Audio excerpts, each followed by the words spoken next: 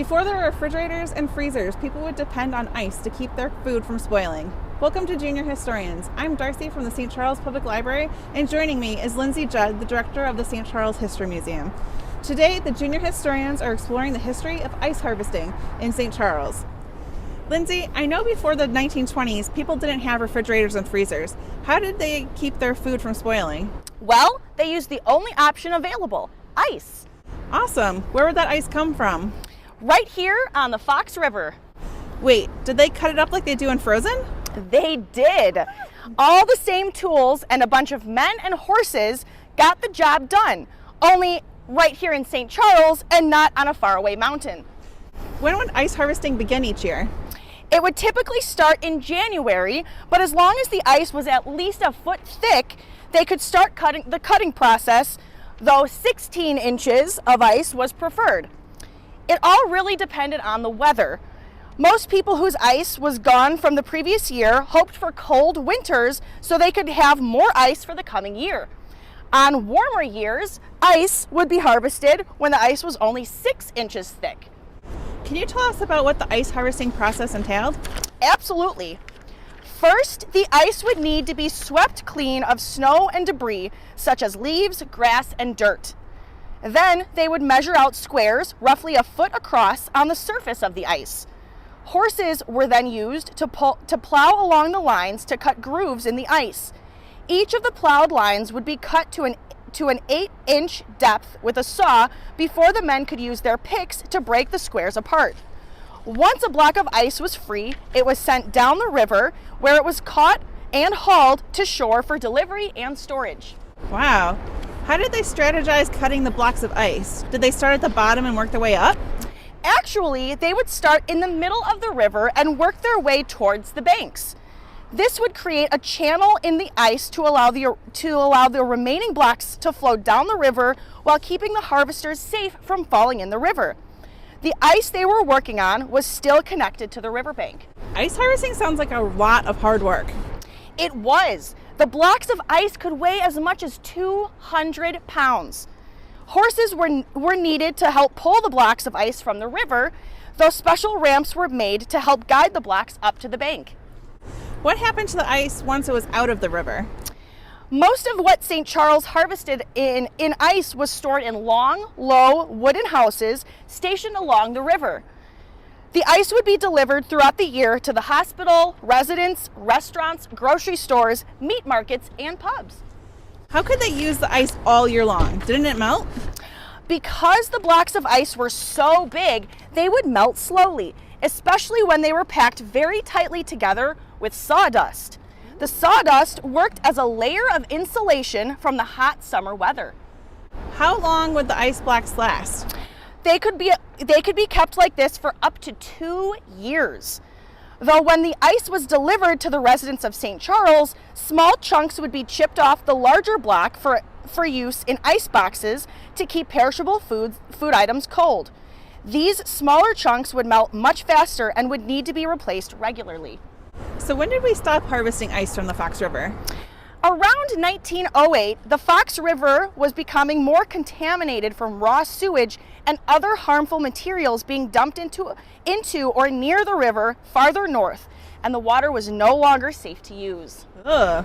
What did people use for ice after that? Well, ice was still being harvested on lakes farther north, so it was shipped to St. Charles for use.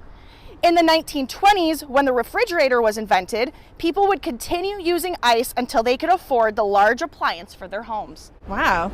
Thanks, Lindsay. Where can our junior historians learn more?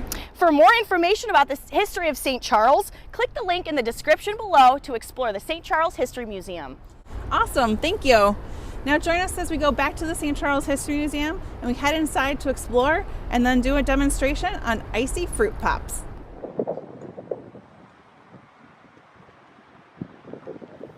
So ice harvesting used more than just manpower and horsepower. It used a lot of different types of tools. And here at the St. Charles History Museum, we have one of those tools on display. Here you can see a pair of iron ice tongs, which were used here in St. Charles to harvest the large blocks of ice from the Fox River. I'm so excited to be back at the St. Charles History Museum learning about ice harvesting. Today for our project we're going to make fruit ice pops. Today we will need 4 cups of blackberries, rinsed and washed, at least half a lemon, if not a full lemon, because we're going to need 2 teaspoons of that. We'll need a pinch of salt. We'll need 2/3 cup sugar. We'll need 1 2/3 cup water and a blender, and then something to put our ice pops in. I happen to have an ice tray like this that I can make ice pops in, but you can use an ice cube tray. You can also use little cups like this where you just put in a little bit and fill it up most of the way, not all the way, keeping in mind that ice does expand as it freezes. So let's get started. We'll take our blender, make sure we take the lid off, and we'll start by measuring 4 cups of our blackberries.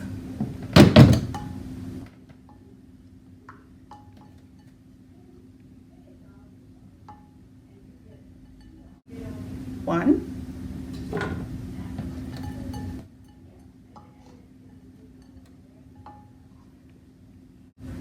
2,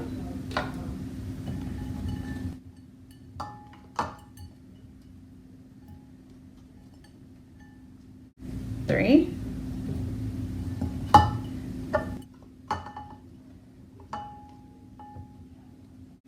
4. You can set that aside. Next we will need our 2/3 cup sugar. So I have my measuring spoon here, and I have another scoop so I can scoop the sugar out, and then a nice flat edge to even it all out.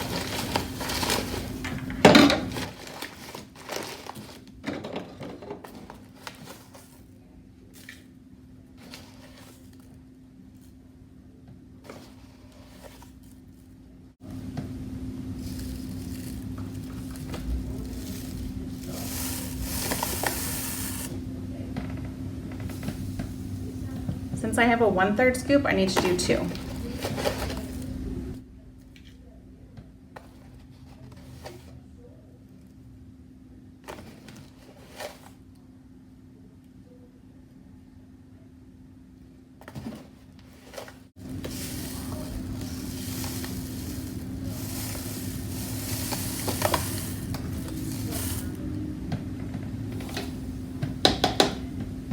This may be too sweet for you, so feel free to cut some of the sugar down.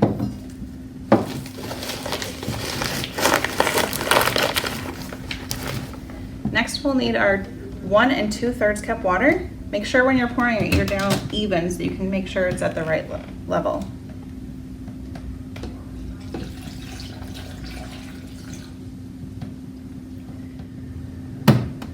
And then we'll need our lemon. I like to squeeze it over something else because it can go many places. It squirts all over.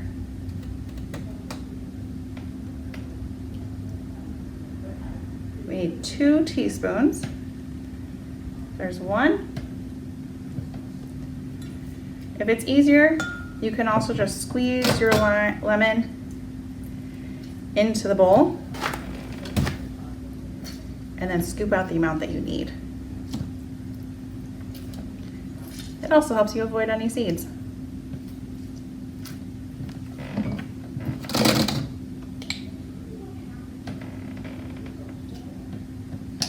You'll need a pinch of salt.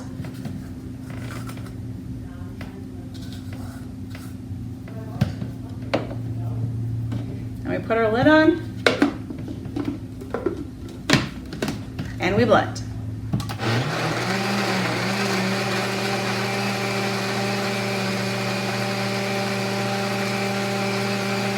Next, we'll need to pour this out. I'm going to take my measuring cup and pour some of that into here so I have a little bit more control of how it's being poured.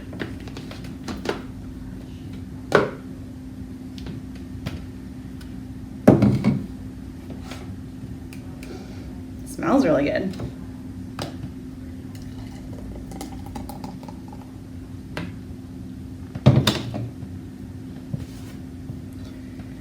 And then I'm going to fill up my little containers here most of the way, but I'm going to leave a little gap. That way, when it freezes, it has room to expand.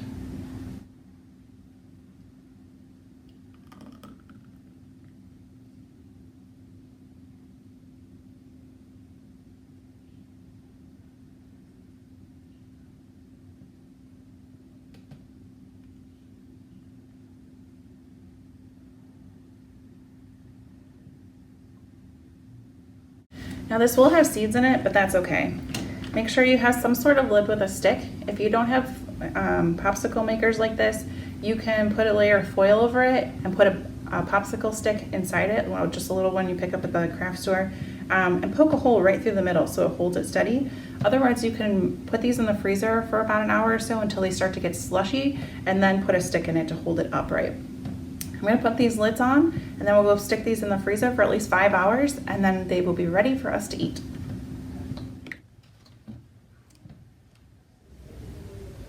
Welcome back. Now that they've had time to freeze, let's take a look. Sometimes you might need to warm them up a little bit. If your hands aren't warm enough to warm up the edges a little bit, dip it in some warm water, and they should come out lovely. Join us again for Junior Historians next month. And don't forget to subscribe to our YouTube channel so you can be notified when new videos are posted for the St. Charles Public Library's programs. See you next time.